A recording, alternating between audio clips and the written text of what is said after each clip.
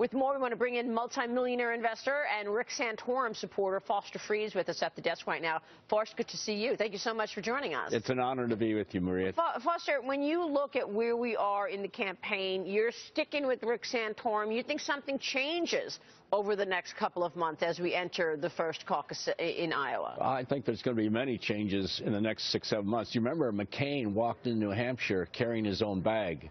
He had no staff. And so when you look at the comeback kid, Santorum represents so much of what America is all about. You know, the values that he represents. His tax plan hasn't got any coverage. And I think it's like a demolition derby where his car is skirting around the edge and everybody else is bumping into each other. At some point, I think people are going to realize some of the ideas that he has about taxes, about dealing with ISIS. He was the only, when we had 17 candidates, he was the only one that was on the ISIS online magazine as the enemy. He's been writing about this for 5 years. He understands it cold, so I think he's not out yet.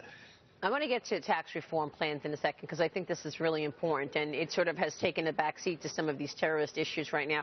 But when you look at what's going on in terms of Iran, our relationships in the Middle East, how serious and what's your take in terms of what needs to be done? Well, I'm one of those who believes we definitely are in World War III. This generation, World Trade Center bombing was our generation's Pearl Harbor. And I'm very distraught with even the media using the term war on terror. Terror is not an enemy. In World War II, we didn't declare war on blitzkriegs or surprise attacks. Terrorists. Yes, the enemy is the global jihad movement. One day it's Taliban, and then we talk about Al-Qaeda, and then we talk about Al-Houthi, and then it's Al-Shabaab, and Hezbollah, Hamas. All these people have the same goal. Now there's fractions between them and rivalry, but every one of those want to bring down the West and replace the Constitution of America with the Quran. And until we realize that we have an enemy that is very intent on bringing us down, we have to engage in this war. Yeah. Foster, the president says that they don't have the capability to do that, and America is not a threat. And so your response, or Senator Santorum's response, would be what? He said it was hot air last night. Hot air. It's not a threat to the United States. San Bernardino is one event. I don't want a second event like that. But the reality is that if you look overseas, who are they killing? They're killing Christians. Christians don't even exist in some of these places anymore.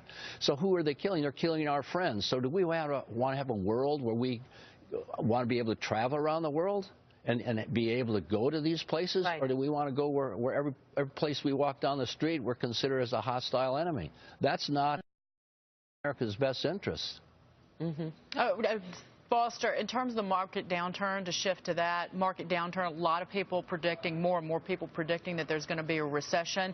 It would seem to benefit the Republicans, but maybe the anti-establishment former businessman who has his name on everything instead of somebody who's more establishment, who was a senator like Rick Santorum. Well, I think this whole idea about predicting, I think they've predicted 7 of the last 2 recessions. I mean, the markets did. So, yeah, the markets. Yeah, I agree with that. That's why I keep mentioning the markets. I think that the markets are telling us something. Well, my success came from ignoring the markets. I wanted to look at individual companies. I told a potential client, never invest in the stock market. Invest in individual businesses. So we tried to remove from our decision-making process, where's interest rates going? What's going to happen to all this macro statistics? Because those are so unpredictable. How many times have you seen predictions go completely? How many people predicted the 2007-8 meltdown? It wasn't predicted. Yeah. Yeah. So are you buying right now then? No, do you want to invest in what we're seeing as a meltdown? I look at individual companies and find those, and I have a few dollars tucked under my pillow and my mattress too. Well, we know that, and let's talk just real quick on the race. Tomorrow night, you've got the presidential debate happening here in South Carolina.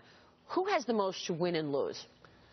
Well, I would guess Rubio still has a chance to win a little bit more, and I think Santorum, because he's just laying in the weeds, he has the opportunity to really rise up. What we are missing in this whole debate, Maria, is someone who can bring people together. It's so distressing to see the media, and CNBC was the worst example of this, but CNN did the same thing. Candidate A, you said this about candidate B. Candidate B, what do you think about candidate A? Said, I was one of the 3 non-speakers at the Family Summit in Iowa, and when Rick Perry said Trump ought to drop out of the race because he maligned John McCain not being a hero, what Perry should have said, look, anybody who just shows up on the battlefield, in my book, is a hero. But if he gets captured, gets tortured, and refuses early release, he's a superhero. Now, let me tell you what we Republicans want to do about tax reform, about education, about health care. But instead, by attacking Trump, when I walked past your Fox News guy, everything he said, here's what Perry said about Trump, here's what Jim Jindal said about Trump. The news coverage was all about this controversy, and we have to at some point get back to how can the American people understand what do we want to do for our country. And Nikki Haley knocked it out of the park last night. I love that one phrase she said. When Charleston murders took place, we didn't have violence, we had vigils. That's right. We didn't have riots, we had hugs. And I think we should always remember that incident. It's a little bit like remember the Alamo. We must remember what happened in Charleston because it tells the basic problems of our country is one of culture.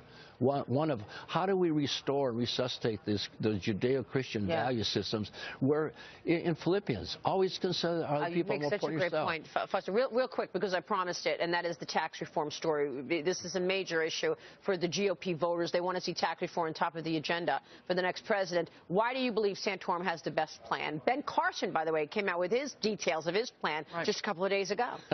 Well, as I said, I'm a micro guy. I'm not a macro guy. But what impressed me is not only did Santorum's plan get endorsements, it got accolades from Steve Moore, from Steve Forbes, from Grover Norquist, from Arthur Laffer.